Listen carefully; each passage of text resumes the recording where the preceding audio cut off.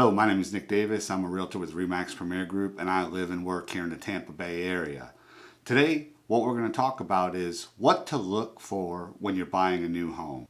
All right, buying a house is exciting, but at the same time, let's be honest, it can be scary, stressful, and more than a little bit painful as you work your way through the mortgage process. To make navigating through the mortgage process a lot less painful, we've come up with 10 things to look out for when you're buying a new home. So let's get started. Number 1, recognize a roof that's in need of repair. Before you ever set foot in a home, just take a look at the roof. Are the shingles peeling back at the edges? Does the roof have lots of stains on it? Does it look aged? There are going to be so many things that you're going to be able to see right off the bat that will be indicators of an older roof. And this could end up costing you. Now, if the roof looks relatively new or newer, then that's going to be a benefit to you because chances are you could wind up with a discount on your insurance. One of the things that we like to do here at Team Davis is when we find the home that you're going to make an offer on, we're going to do a search of permits for the county that the home is located in and see if we can see anything online that has been done to the home, such as upgrades like a new roof. Number 2, don't judge a room by its paint job.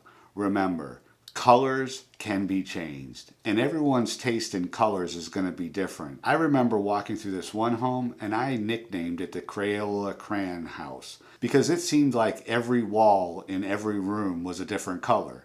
So it's kind of like the box of 64 colors. And the husband, this was kind of funny, so bear with me for a minute. The husband just kind of looked all frustrated. He's like, well, I don't like the paint color. Now, this was probably the 8th or 9th home that we looked at because they were in from out of town. And I just looked at him and I says, yep, I know. And you know that in the contract it's going to say that you can't paint the house. And the wife looked at me and she said, good for you, because he happened to have been Mr. Negative Nancy the whole day and just focusing on what the home looked like, not whether the floor plan worked for him. So at the end of the day, remember, things you can change shouldn't be a factor. Number 3, take its temperature.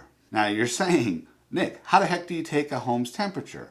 Well, you're not really going to take its temperature, but if it's an older home, we're going to take a look at the windows and the heating and air conditioning system. If the windows are original and the home was built, say, 20, 30 years ago, well, we're going to know that those windows are single pane. And that might be something that's going to affect your electric bill.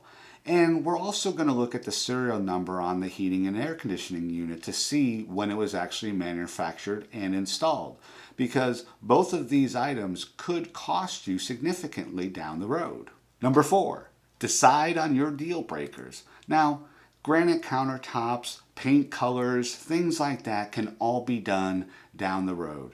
And when Cindy and I came to Tampa and we purchased our first home, we looked at the potential. And that was the thing that really got us about that home was, you know, it had vinyl flooring, it had gray carpeting, and it had vertical blinds with material on the backside of them. But we looked past all that and said, wow, this home could really be amazing. And we lived in that home for 17 years. And over the years, we did everything. We got rid of the vinyl flooring. We painted the inside. We replaced the vertical blinds with faux blinds. We redid the kitchen, the bathrooms, flooring. But the floor plan and the home fit our needs. And that's what we really focused on, was what we needed, not what we wanted. Because remember, wants can always be done down the road. Number 5, plumbing. What lies beneath? Now, we're always going to look in the kitchen, but most people are going to be focusing on the countertops, the cabinets, and the appliances. But a really good thing to do is open up the cabinet doors underneath the sink. Look at the plumbing, see if you see any signs of water damage in the cabinetry. Any foul smells that are coming out from underneath that sink could be an indicator that there's a plumbing problem. We're always going to recommend a home inspection be done on the home that you're in contract to purchase. And so if there is any issues, the home inspector normally will find them and then be able to give a solution on how to remedy the problem. Number 6, check out the land beforehand. No, but I'm serious. With technology today, going on Google Earth and plugging in the address and just looking around the surrounding areas, are there areas that could catch on fire and become an issue for your home? Is there any water behind the house or around the house that could cause flooding? These are just things that you can do, prior to putting your offer in on the home. Other things that you may consider: is the driveway shared with another property? Do other homes in the neighborhood have fences? Is a fence a big issue for you because you may have a dog or pets or kids and you want to have a fenced yard? But if you're looking on Google Earth and you don't see any other homes in the neighborhood with fences, there's a possibility that the homeowners association could have a restriction against fencing. I know it may seem like a lot to take in, but when you're buying a house, you gotta check the surrounding areas. Number 7, smell the roses and more. Do you smell sewage, gas, just foul odors when you're inside or outside the home? Sewage systems in older homes could be backed up. Does the home have a septic system? When was the last time the septic system was serviced? Sometimes the sewer lines can get clogged with tree roots, or they could have cracks in them and emitting bad smell. If that is the case, some of the plumbing companies actually have a camera that they can stick into the line and see if there's any damage or blockages. Also, one other thing to think about is pet smells, or cigarette smoke, because those two things could get expensive in remediating. Number 8, invest in a well-insulated home. You want to feel comfortable. You don't want it to be too cold. You don't want it to be too hot in the home. The good thing here in the Tampa Bay area is a lot of the electric companies will offer an energy audit, and it's free of cost, and they're not selling you anything. They'll come out and they'll do an audit of your home. Now, the really cool thing is, like I know in Hillsborough County, when we lived in our home, we had them come out and they actually gave us coupons because our home was built in 1990. And so the insulation value back then was different than it is today. And so we got a coupon and it only cost us $125 to go from, I think it was R14 insulation value to R30.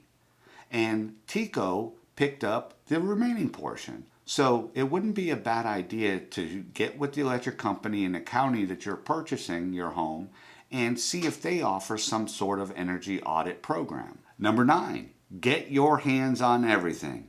And yes, I mean literally everything. You want to turn on every faucet, flip every light switch to see that it is in fact working.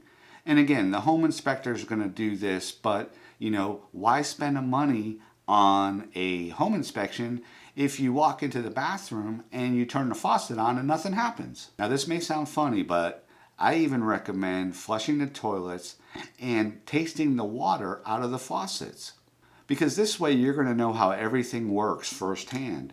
And if there is an issue, we can actually look into it and find out what the repair or remedy will cost you. And number 10 goes without saying, get a home inspection. We work with ASHI certified home inspectors here in the Tampa Bay area, and they do a thorough inspection inside, outside, electrical, plumbing, heating, air, all the appliances, and they will get up into the attic and check out the roof inside and out. So having a good inspector do a thorough inspection prior to you closing on the home could save you. And also, if we find some issues, we can even go back to the homeowner and say, hey, the roof has a leak, it's active, and we want to get this repaired before we go to closing. So there you have it, what to look at when buying a home. Hopefully you found this video helpful.